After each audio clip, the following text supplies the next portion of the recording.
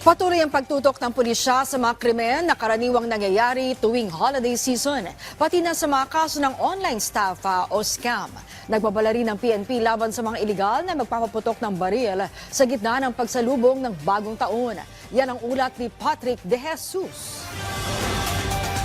Hindi seselyuhan ang baril ng mga pulis ngayong pagsalubong sa bagong taon. Halos 7 taon na ring hindi na naseselyuhan ang mga baril mula ng pamunuan ni Senador Bato de la Rosa ang PNP. Ayon sa PNP, naging konsiderasyon kasi ang mga sitwasyong kailangan rumisponde ang mga pulis. Kung sakasakali po nga magre-render po sila ng immediate police assistance ay hindi na sila mag-aalala na hindi po puputok yung baril nila dahil nakatape po yon na maaaring mag-hamper po sa mabilis po na response po nila. So yun po yung naging consideration po doon, and nabanggit ko nga po, in previous years naman po ay nakita naman po natin na naging effective naman po ito. Sabi ko nga, bagamat may mga naitala po tayo na mga insidente, na mga illegal discharge, yung mga nakasuhan naman po doon ay na natuloy po yung mga kaso po nila. Sa nakalipas na 2 taon, higit 50 insidente ng illegal discharge of firearms ang naitala ng PNP, kung saan 11 ang nasugatan.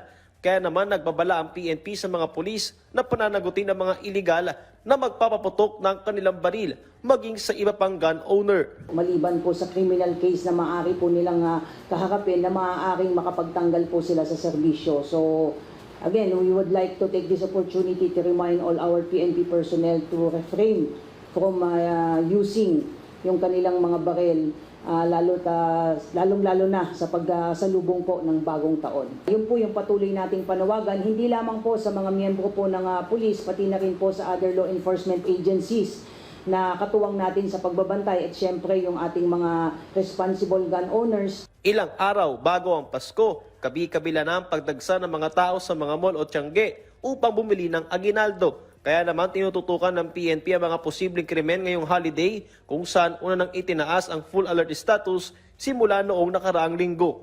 Sa datos ng pulisya, buwaba ng 18% ang bilang ng mga krimen sa bansa pagpasok ng Setyembre o pagsisimula ng Burr months. Sa buong taon, 8% ang ibinaba ng crime index, pero binabantayan din ng PNP ang mga krimen sa cyberspace, lalo na't uso ang e-shopping at iba pang transaksyon online. Simula Setyembre, higit 1,000 na ang naitalang insidente ng online estafa o scam. Bukod pa rito ang ibang uri ng cybercrime.